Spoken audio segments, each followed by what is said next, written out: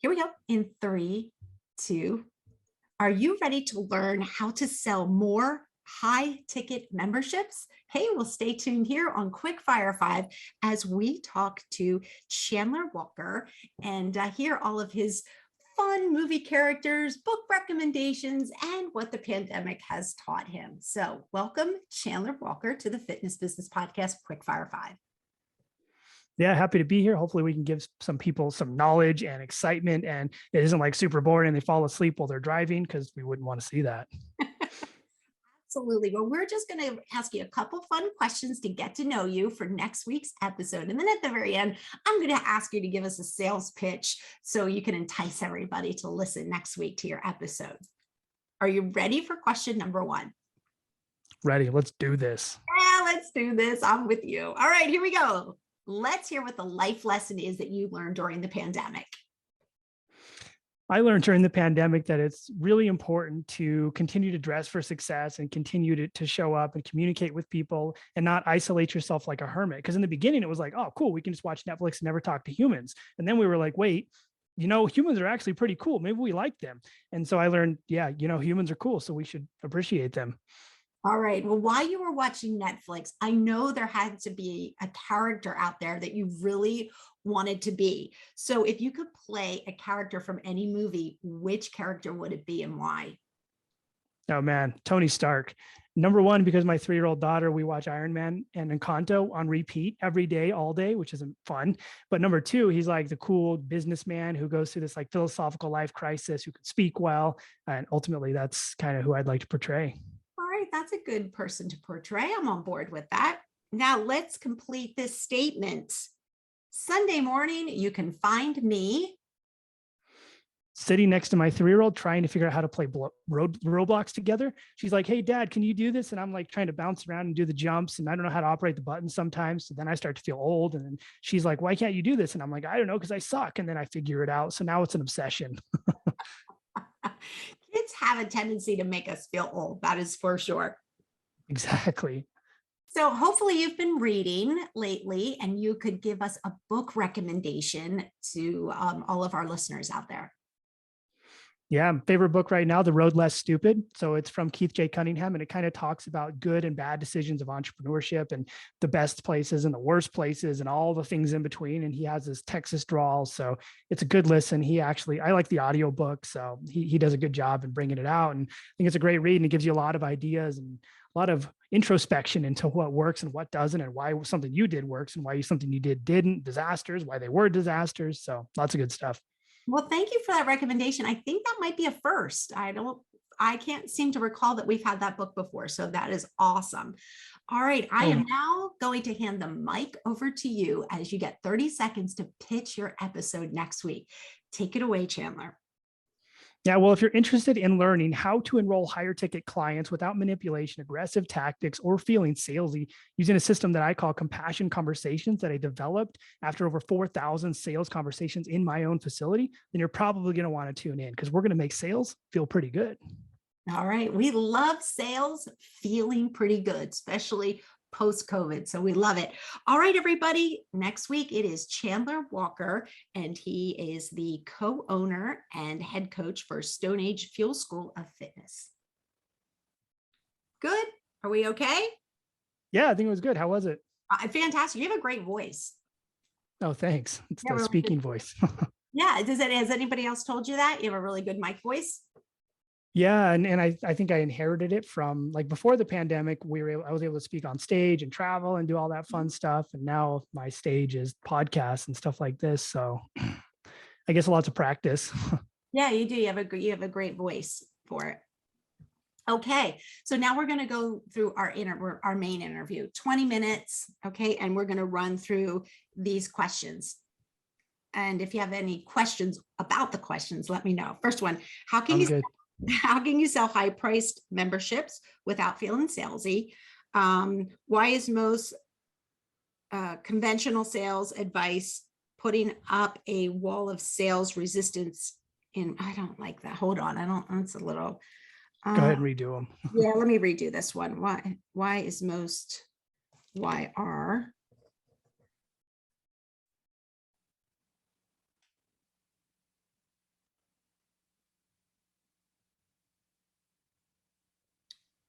Okay, I'm going to switch that one around. Next one is going to be how can you challenge people empathetically and how can you remove most objections? I like that one. That one's one of my favorites. So, Perfect.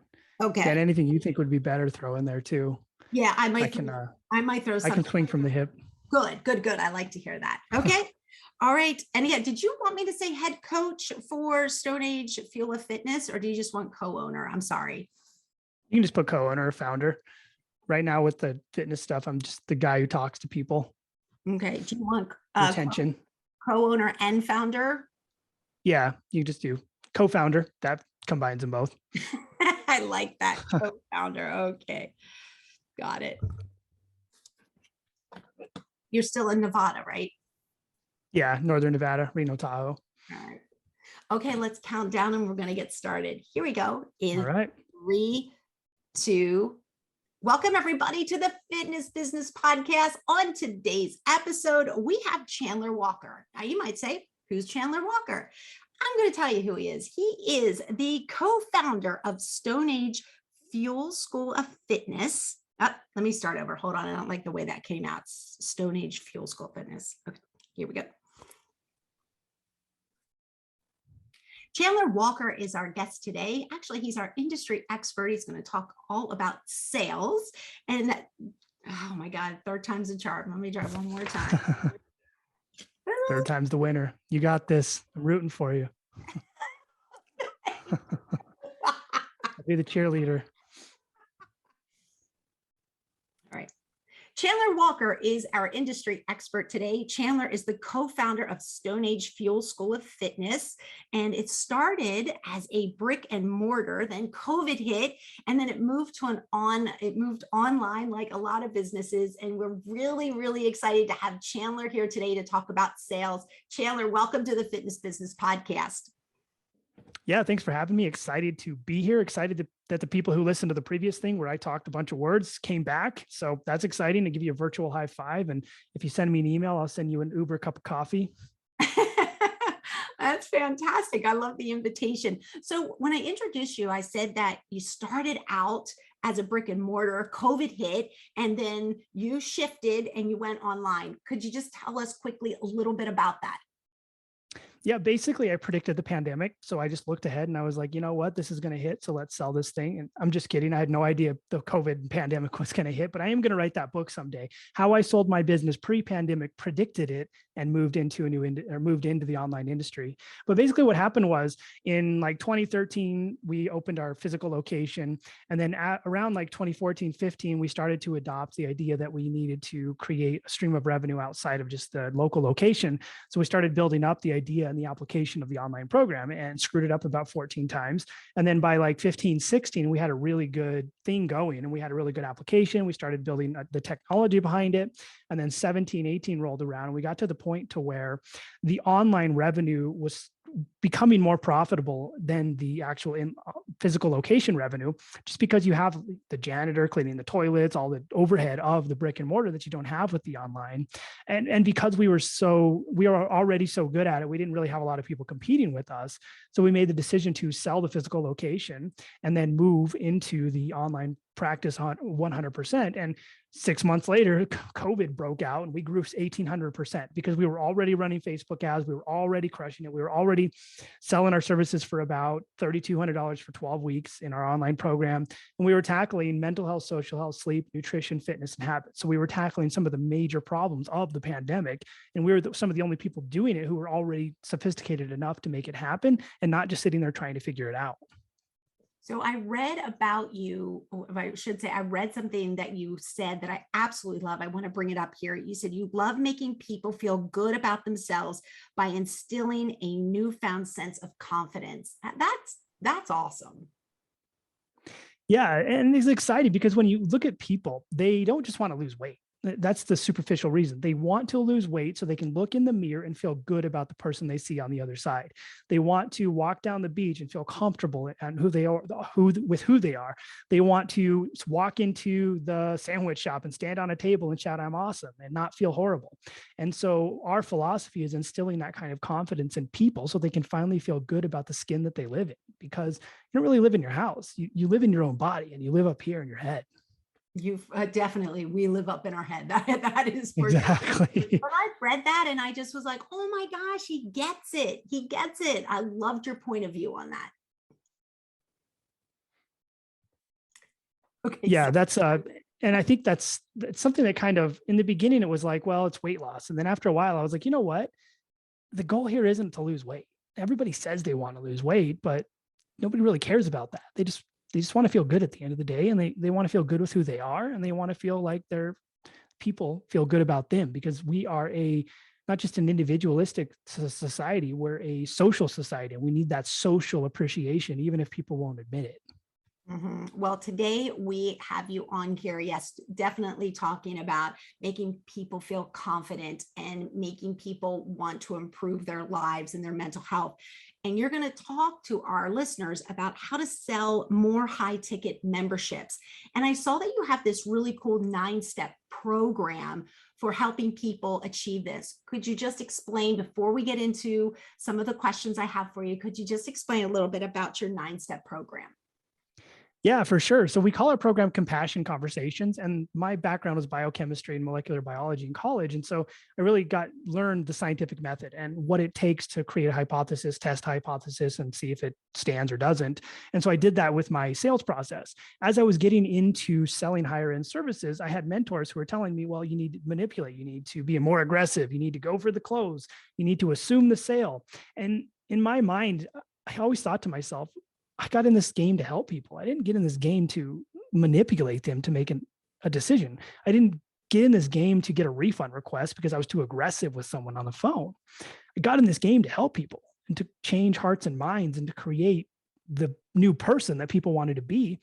And so from that, I started creating our compassion conversation system, which is a psychotherapeutic, compassion-oriented conversation we have with people to help them see their own truth. We don't have to be aggressive. We don't have to use salesy tactics. We just have a deep conversation with a human being.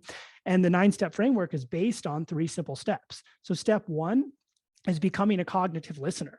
And so what that means is it's not just stabbing people and digging for the pain. A lot of sales training is just like, keep stabbing them and twist the knife.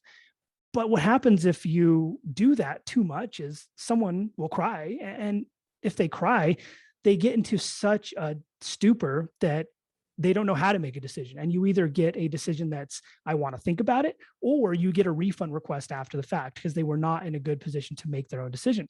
So what we do in becoming a cognitive listener is we not only look for the pain, but we look for the past, and we look at the problems along the way that have manifested that keep presenting themselves. We look for patterns. If we can understand patterns of behavior, we can show them patterns of unsuccessful habits. And if they can recognize that, typically you're the first person who's helped them even see that that's a problem.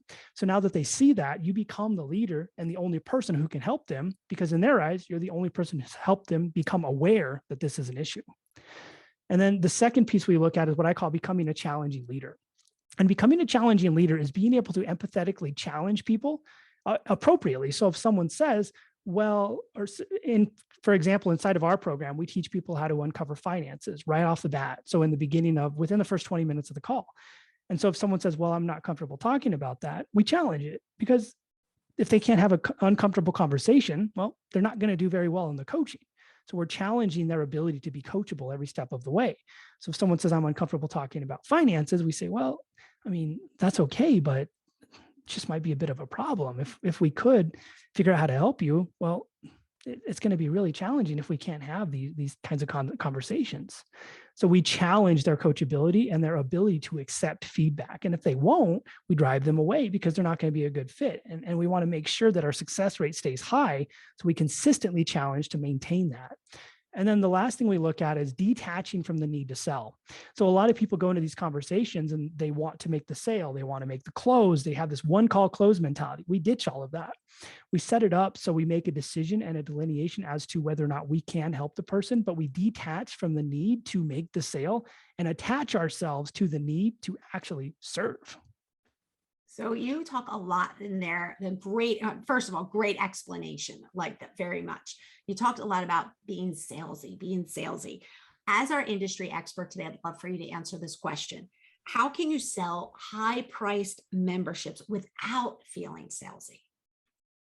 Yeah, that's a good question. And what it is it's helping build internal resistance inside somebody's heart and soul. And so instead of saying like, well, what's wrong? What's going on right now? Well, I want to lose weight. And then you say, okay, well, why do you want to lose weight? Well, I've tried a million diets.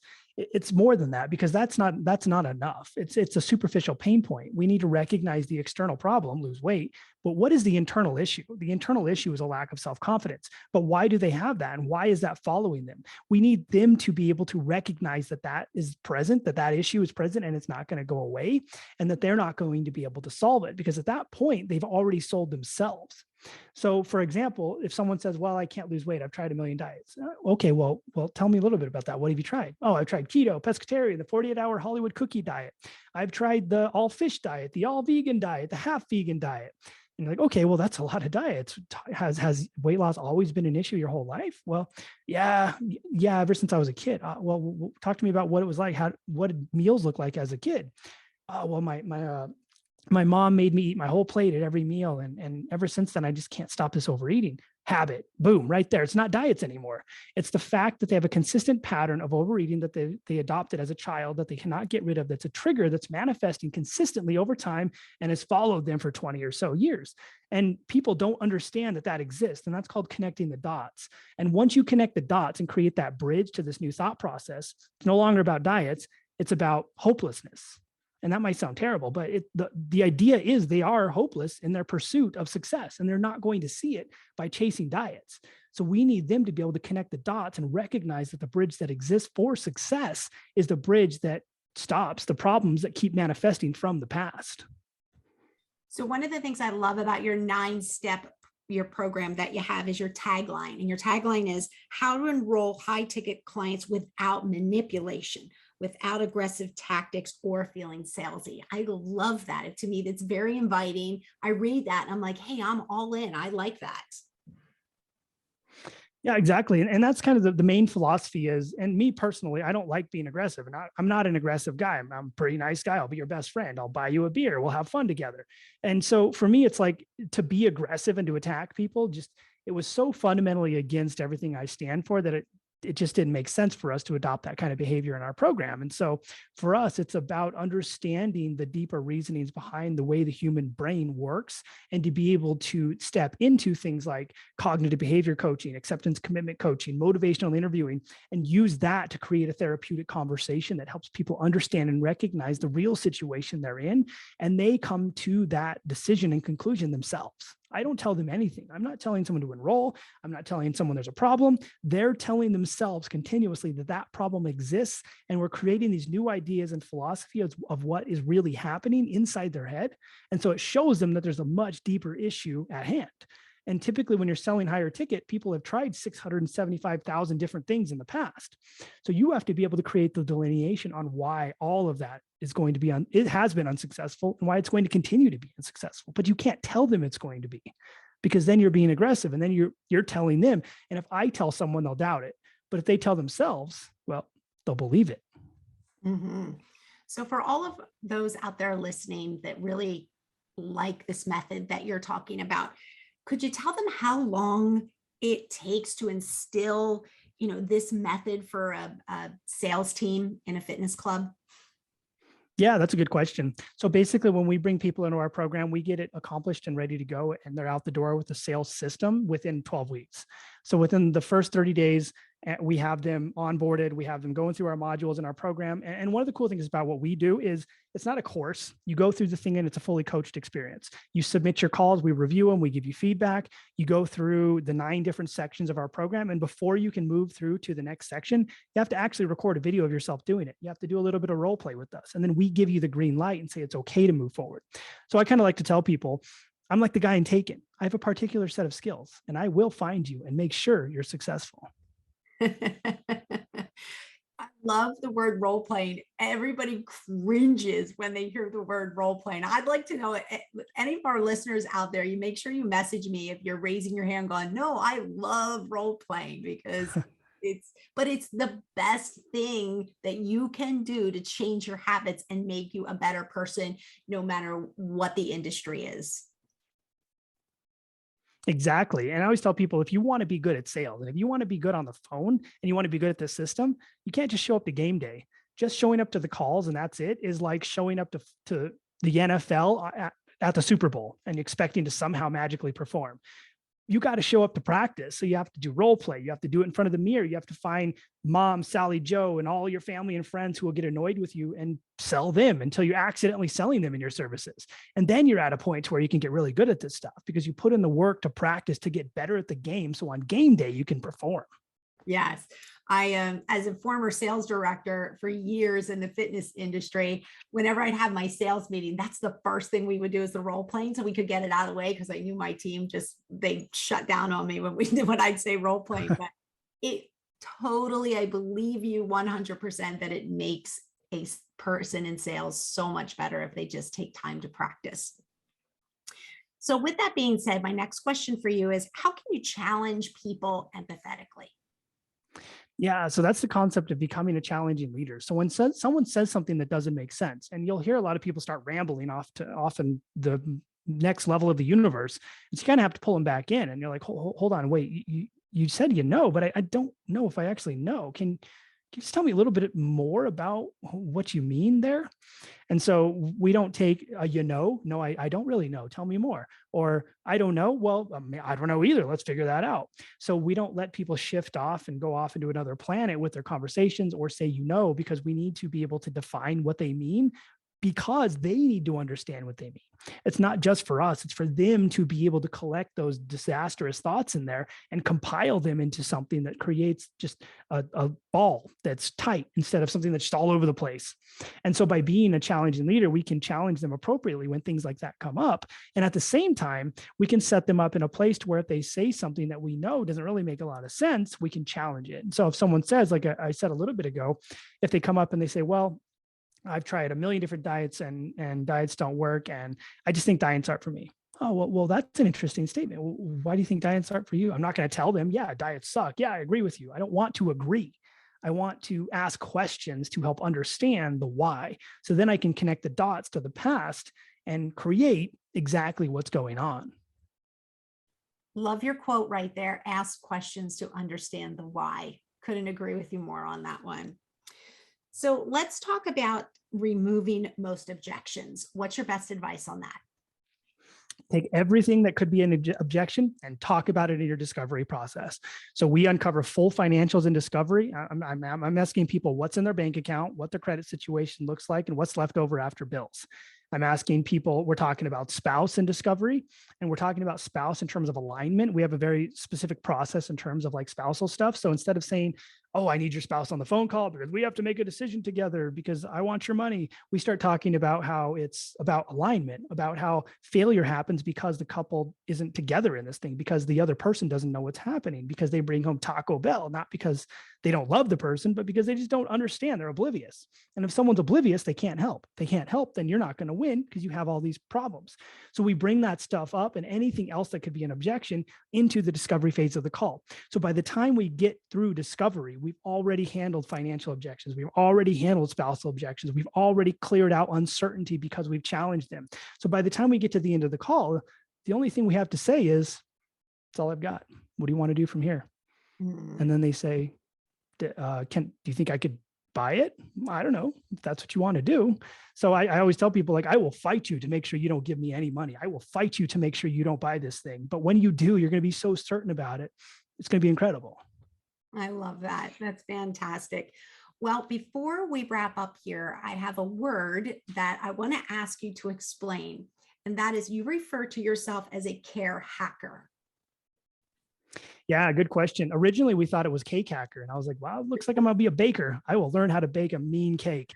But so care hacker basically means that I am here to create the ability to care in myself, my businesses, and for our clients. We care about ourselves, we care about others, and we ultimately care about the culture we're creating. And the whole business concept is called the culture of care. And I am the person who has to hack the culture to create the care. I love that. That is definitely needs to be a new term in the dictionary, in Webster's dictionary. Exactly. Let's jot it down. I'll send it over to Guinness too. It's got to be a world record somewhere. Yeah, well, you need to definitely trademark that word. But yes, we did think it was cake hacker. It took us a little while to figure it out, but here we are at care hacker. Chandler, I can't thank you enough for coming on, spending time with our listeners, spending time with myself today on our episode. So thanks so much. Yeah, thanks for having me. And if anybody wants the 9-step framework to heart-centered enrollment, we give the whole thing away for free. You just go to 9step.cultureofcare.life and just fill out your info and we send it right over. I have the philosophy of give everything away for free and people still come to you for coaching because they need it. Absolutely. Absolutely. We are going to put that link on our show notes so that our listeners out there can just click right on it. I'll take it right to your page. So it'll make it easy, especially if people are listening and driving at the same time. Yeah, we don't want you texting and driving. No crashing on this podcast. No, and listen, we all love free stuff. So we want to make sure that we get it on there. Exactly. All right. Well, Chandler, thank you again. You are the co-founder of Stone Age Fuel School of Fitness. Also head to the show notes. We'll put the link on there so you can click and just check everything out. All things Chandler, we'll just have you check everything out. Yeah, take a deep dive into my life. Friend request me. Let's hang out on Instagram. I'm a pretty nice guy, pretty fun guy. So I think we'll have a great time regardless if you are in my programs or not. Right. And we'll have a slice of cake together. I'll bake a cake and I'll put it on Instagram. We'll see how it goes. All right. Fantastic. Great job. Love that. Very nice. All right. We have one last section.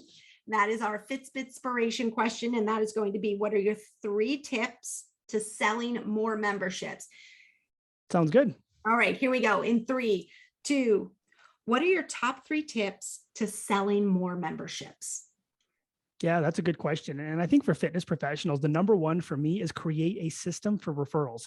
People think of referrals as this like afterthought, but in our philosophy and in our business, what we do is we try to turn every 1 client into 3 referrals. And imagine that if you could turn 1 into 3 and then those 3 turn into 3, and then it's just like this math complex, this problem that I can't calculate right now because I don't have a calculator, but it turns into this exponential growth factor that just goes straight up. If 1 turns into 3, 3 turns into whatever, it just keeps going.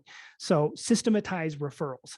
And then I think the number 2 thing to do to sell more memberships is do less helpful content. And that's going to sound super, super crazy, but what you want to do is content that speaks to emotional boundaries of people. So the objections you're getting in your sales call, the reasons people are insecure, the reasons people are unsuccessful and fail, all these reasons should be the centerpiece and the backbone of your content, because you're going to be talking about the things other people won't or can't talk about. And if you do that, you create leadership in your system and leadership in your capabilities to solve problems that people won't talk about and that other people are struggling and suffering with. And then I think the last thing that you can do is create strategic partnerships. And so if you want to sell more memberships, find people who have complementary services that you can package in with yours and that they can package yours in, and you can create systems together to be able to cross-sell. So if you sell something, they get a piece of their thing. If they sell something, their customers get a piece of your thing, and you essentially don't have to do anything except fulfill. The greatest thing in the history of the world is to not have to sell or market anything and just get customers delivered to you. And it's not that hard to build partnerships. You just find people that are similar in your industry that have products that aren't the same that you can package in and bolt on with and have a little tango party with. Okay, we're done. That's a wrap. Great job. Kind of like one take. Yeah, that was good times.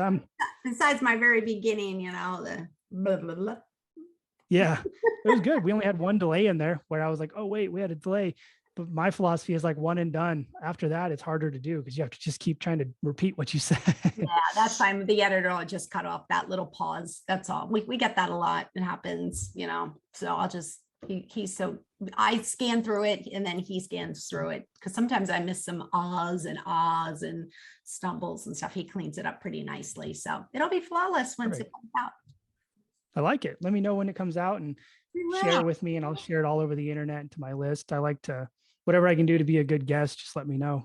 Yeah, that would be fantastic. Just share. Our goal here at the Fitness Business Podcast with every episode is to first get you to 2,500 downloads, because we do another big, huge push when we call it the 2,500 Club.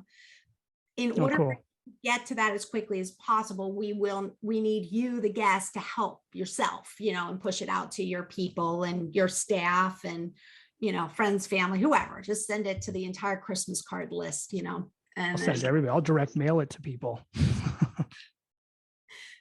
Some people rent billboards and, put it up on a giant billboard on the interstate, do whatever you need to do. But yes, we ask that please share it to help your episode get to 2,500 downloads. Yeah, I will. I'll share it on all my socials and my email list and all over the place. All right. Well, Chandler, thank you so much. I hope you're pleased with the episode once it comes out. I know I'm very pleased. You did a fantastic job. Like I said, I love your voice. It's awesome.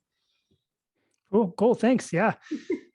Can't wait to hear it. Thanks for taking the time to interview me. It was great. You asked a lot of good questions and we had a good conversation. So it was fun. Yeah, you really need to speak at some of the industry events. You would really do well. And I think the people that attend would absolutely love you. Yeah, for sure. Thanks again. Anything I can do for you guys, just let me know, and happy to help out and support.